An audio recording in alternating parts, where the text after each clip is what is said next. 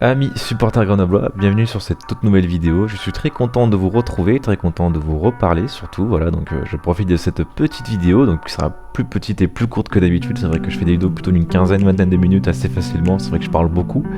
Mais voilà, je profite de cette vidéo pour faire un point sur le GF38, donc voir leur dernier résultat à domicile, donc un résultat qui ne fait pas plaisir forcément, donc ça... voilà, ça ne fait pas non plus trop plaisir de reparler du match qu'il y a pu avoir, donc l'accueil de Dunkerque et la défaite à domicile. Mais voilà, c'est nécessaire, on va reparler un petit peu de tout ça, de voir de tout ce qui se passe, toute l'actualité en ce moment, tout ce que j'ai pu lire, voir et entendre un peu sur beaucoup de médias. Et s'avancer légèrement sur l'accueil de Villefranche-Beaujolais, donc ce week-end au Stade des Alpes, où Grenoble fait son entrée en lice en Coupe de France. Voilà, mais avant ça, générique.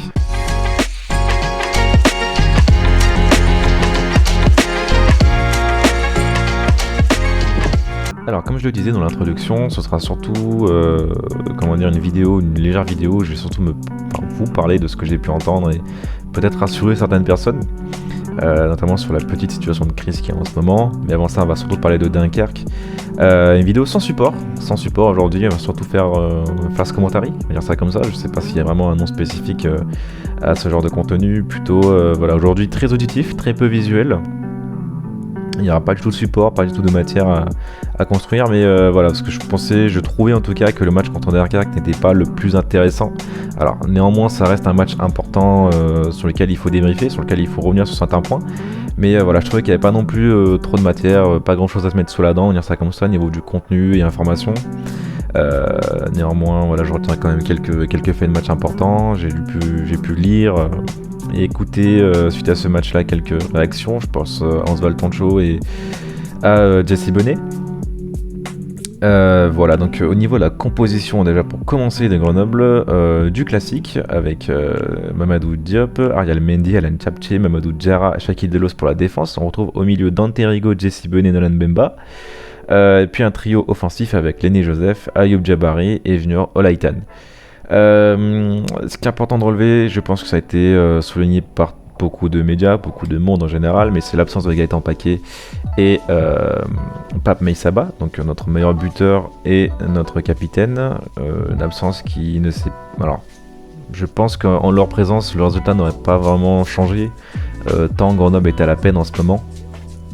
Mais ça m'a fait plaisir en tout cas moi de voir que des joueurs comme Ayoub Jabari ou Shaquille Delos qui sont arrivés cet été pouvaient enfin avoir leur première titularisation, surtout pour Ayoub Jabari, parce qu'il me semble que Shaquille Delos ce n'est pas sa première titularisation, il me semble qu'à Guingamp il avait joué. Voilà, donc un peu déçu pour eux. C'est vrai que j'entendais beaucoup plus d'Ayoub Jabari, il a des qualités athlétiques, donc au niveau physique très importantes. J'ai beaucoup aimé ses protections de balles et voilà, son positionnement presque en pivot. Voilà, donc pas grand chose à dire non plus d'autre sur cette composition, mais à part qu'évidemment toujours déçu de Lenny Joseph. Je trouve qu'il a fait un match très pauvre, autant sur l'apport défensif comme défensif comme offensif, pardon. Il me semble que j'ai répété 2 fois défensif. Mais voilà, donc très peu de choses réussies. Je pense beaucoup que ce soit au niveau des passes, des dribbles, de son positionnement, de ses courses. Voilà, je trouve qu'il manque beaucoup de choses en ce moment, beaucoup de déchets techniques de son côté. Alors je sais pas trop ce qui se passe en interne ou même dans sa vie privée. On va pas non plus trop s'aventurer sur ce côté-là. Il faut continuer à soutenir nos joueurs. On va revenir sur ce point-là à la suite de la vidéo. Voilà. Mais voilà, dans l'ensemble, il y a une composition qui me plaisait. Un milieu important. Je pense que le problème de Grenoble en ce moment, c'est surtout au milieu. Il faut qu'on ait un milieu beaucoup plus influent, beaucoup plus important. Là où aujourd'hui, Nolan Bemba, j'ai l'impression qu'il nous fait plutôt un match bon sur 2. C'est un peu ce que je regrette. On a un Dante Rigo qui, lors de ce match-là contre Dunkerque, a été plutôt fantomatique, j'ai envie de dire.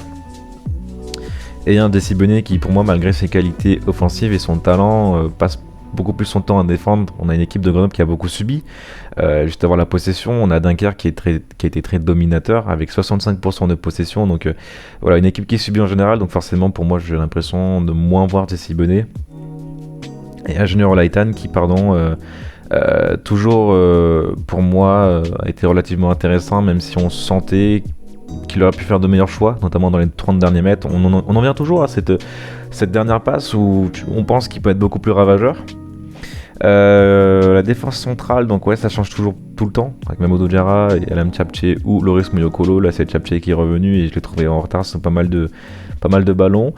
À gauche, en Arial Mendy, ouais, un petit peu descendant.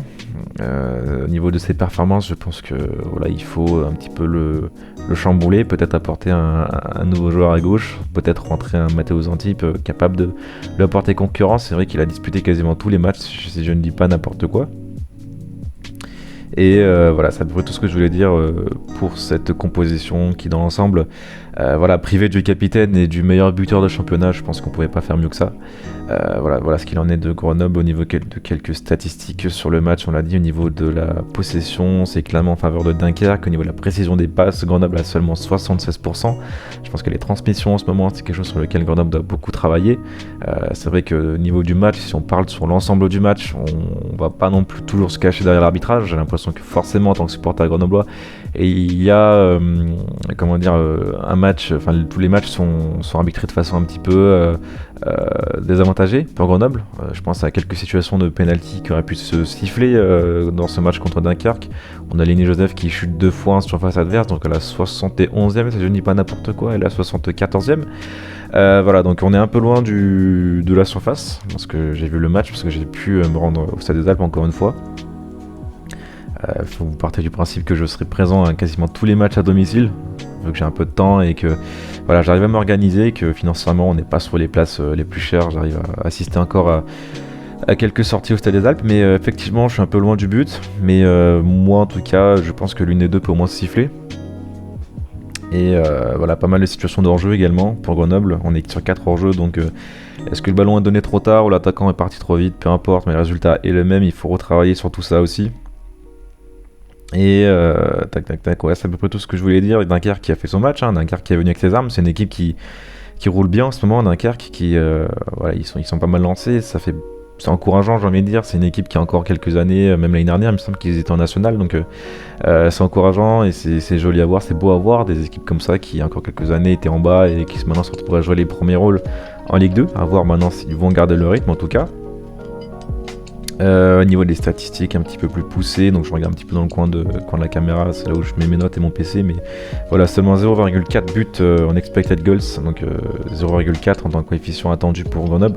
C'est très très faible. Il me semble que ouais, c'est ça, c'est le pire ratio depuis tac. Donc il y a eu Annecy à 0,4 aussi, et le match contre Pau aussi à 0,4 buts attendus.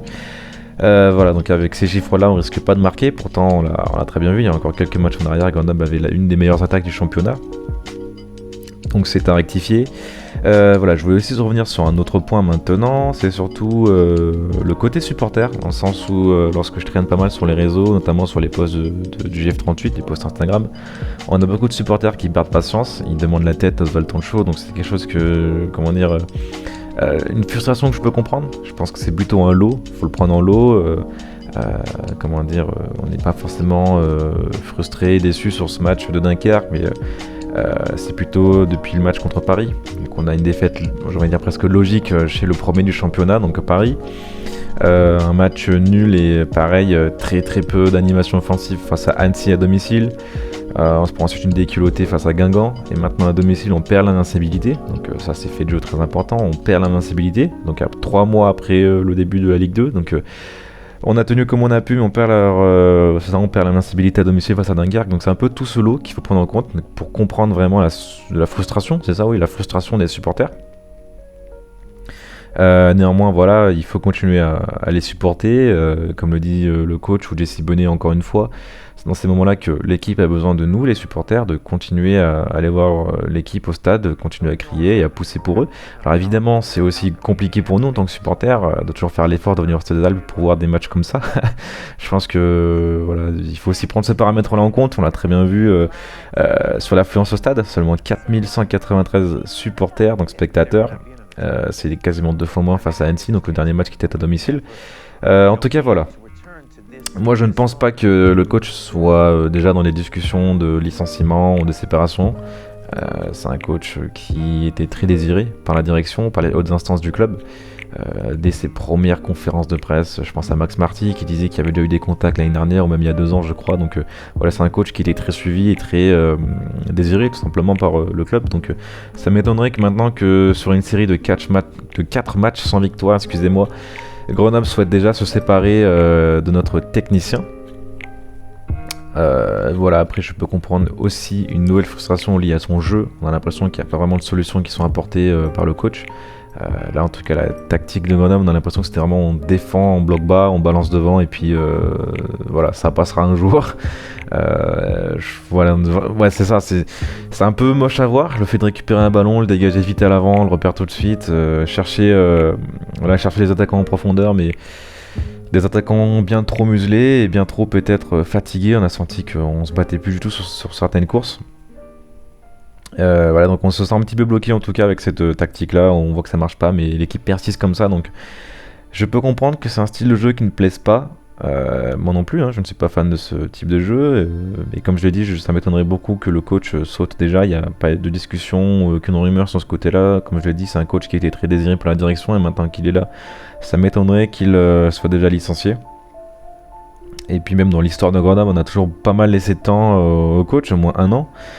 Les derniers en date, par exemple, on a juste à regarder Vincent Augnon avec qui on a fait la Ligue 2, donc de 2021 en 2024. Alors certes il y a Mauricio Giacobacci, mais pour moi c'était plus une espèce d'erreur de casting. Je ne sais pas pourquoi on allait chercher cet entraîneur là qui était, pour être 100% honnête avec vous, qui était inconnu pour moi. Je pense aussi à Philippe Inchberger qui était de 2018 à 2021, un très bon coach avec qui on a fait toutes les montées quasiment. Je crois que c'est avec lui qu'on a fait la montée en National et en Ligue 2. Et juste avant lui, donc Olivier Serraglia, donc qui était là de 2012 à 2015, donc dans les années CFA, CFA2, je me souviens très bien. Et Jean-Louis Garcia, qui a quand même tenu également lui aussi la baraque pendant 1 an, de 2015 à 2016.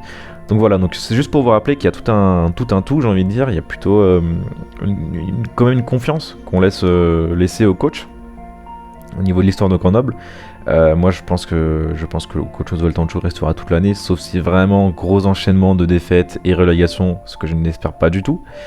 Mais je vois mal en tout cas aujourd'hui le coach partir. Et puis c'est un point que j'avais également abordé sur ma dernière vidéo, mais il faut rappeler qu'évidemment Grenoble, l'objectif premier de ce club, c'est de se maintenir en Ligue 2, c'est pas du tout d'aller chercher les barrages ou la montée automatique. Je pense que les dirigeants du club se satisfait très bien du maintien. Donc c'est pas du tout quelque chose que je leur reproche. On sait qu'on a besoin de s'appuyer vraiment sur un projet solide. Grenoble aujourd'hui me paraît pas avoir l'effectif suffisant pour jouer les premiers rôles. On a l'effectif suffisant pour aller titiller certaines grandes équipes, pour pourquoi pas jouer les barrages, mais avec une mentalité, c'est plutôt ça, avec la mentalité de vouloir seulement se maintenir. Ça m'étonnerait que Grenoble puisse toujours viser le top du top. Donc voilà, c'est aussi ça à prendre en compte. Je pense que les 4 victoires sans match ne sont pas vraiment vécues comme très problématiques par le club en soi. Voilà, donc pour moi il est encore un peu tôt pour parler de crise. Voilà, c'est à peu près sur quoi je voulais revenir. Maintenant on va aborder très légèrement le match contre le Villefranche-Beaujolais, donc pour le compte du 7ème tour de Coupe de France. Donc ça aura lieu ce samedi au Stade des Alpes. Donc je regarde un petit peu la billetterie. Les places sont entre 5 à 9 euros. Il n'y aura que ouais c'est ça, la tribune nord ouverte. Donc je ne pense pas que j'assisterai à ce match. Je me rends jamais tout seul au Stade des Alpes. Je préfère toujours être accompagné de quelques amis et familles. Et là forcément je crois que je n'ai personne pour venir avec moi. Et puis c'est pas vraiment un match qui me hypait, qui me tentait plus que ça. Voilà, je pense que j'ai un peu... Je crois qu'il y avait autre chose de prévu le samedi, mais voilà, c'est pas du tout intéressant. Mais voilà, juste pour vous dire que je ne pense pas être présent. J'ai un peu regardé juste ce qui restait comme place et il reste quand même pas mal de place. Donc évidemment qu'il y aura des personnes, parce que là je suis sur le site internet, mais évidemment qu'il y aura des personnes qui se rendront en billetterie classique, donc à l'ancienne. Mais voilà, juste pour vous dire qu'il y a quand même un petit public qui sera présent au Stade des Alpes. Villefranche-Beaujolais, donc une équipe que Grenoble avait déjà affrontée l'année dernière, si je ne dis pas n'importe quoi, l'année dernière ou il y a 2 ans, en région lyonnaise, et qui est aujourd'hui donc 16ème, donc championnat national, donc juste devant Châteauroux. Donc Châteauroux qui est également une équipe qui a connu les hauts et les bas, donc en national. C'est vrai qu'aujourd'hui on a Châteauroux, Nîmes, Quevilly-Rouen, donc des équipes qui étaient encore en Ligue 2 là, il y a quelques années, même Ligue 1 pour Nîmes. En tout cas, voilà ce que je voulais dire. Donc 16e de National, donc juste derrière le Atlético Paris 13. Et qui, un peu à l'image de Grenoble, n'a pas eu de victoire depuis le 18 octobre. Parce que Grenoble, je vais voir un petit peu. Grenoble, la dernière victoire, c'était. Donc on a dit contre Metz à domicile, donc le 18 octobre. Donc Grenoble et Villefranche qui sont un peu sur les mêmes dynamiques. Alors évidemment, gros avantage pour Grenoble au niveau de. Comment dire, le côté. Le statut du club. Donc le côté Ligue 2, professionnel, etc. Néanmoins, attention, on est dans une mauvaise passe, autant que Villefranche-Beaujolais, donc attention à ne pas se laisser trop reposer sur ce statut de favori sur ce match-là. Mais en tout cas, voilà, j'espère voir beaucoup de nouveaux joueurs, beaucoup de nouvelles têtes. Je pense à Matteo Antibes qui pourrait commencer, je pense à Sékou Touré, pourquoi pas. Retrouver pourquoi pas Diouf Jabari, on sait que c'est pas non plus l'attaquant premier, alors pourquoi pas lui donner du temps de jeu sur ce genre de match. Pourquoi pas retrouver également Efe Sarikaya, qui ne sera pas possible d'ailleurs, qui est parti en sélection, donc avec le U17 turc. Mais oui, voilà, vous avez un petit peu compris mon idée de voir des joueurs qu'on n'a pas l'habitude de voir. Et puis voilà, c'est un match, je pense pas que je reviendrai dessus, je pense pas que je ferai un gros focus, c'est pas le match le plus important de la saison. Ce qui est primordial en tout cas pour moi, c'est la Ligue 2, c'est le championnat pour l'instant. Donc voilà, donc Grenoble qui actuellement est, alors, qui est, 8ème de Ligue 2, donc qui peut encore se faire dépasser par Bastia et Ajaccio, ce n'est pas n'importe quoi, donc Ajaccio, il faudrait vraiment qu'il gagne 6-0 pour passer devant Grenoble, mais on a toujours en tout cas cette épée de Damoclès, avec Bastia et Ajaccio qui peuvent tout de même passer devant Grenoble, et Grenoble qui maintient le cap en étant 8ème. Quoi dire de plus. Et puis oui, voilà, ce que je voulais ajouter, c'est un peu ce que je disais dans la dernière vidéo, c'est ne pas se laisser trop distancer. Là je vois que le Paris est déjà à 10 points de plus, mais le 5ème Annecy est à 5 points, donc ne pas se laisser distancer par les équipes comme ça. Si Grenoble veut continuer à maintenir une saison passionnante et avec de l'enjeu, ce serait dommage dès le mois de janvier-février de n'avoir plus rien à jouer. Voilà. Donc en tout cas, merci à tous de m'avoir regardé, de m'avoir écouté, de m'avoir suivi. J'ai vu qu'on était quelques abonnés en plus, donc ça fait plaisir. Donc merci à tous ceux qui ont rejoint le navire. Voilà, donc n'hésitez pas à partager les vidéos, à la liker ou la commenter, etc. Je me ferai toujours un plaisir de vous lire et vous répondre. Je vous dis portez-vous bien et à la prochaine. Ciao.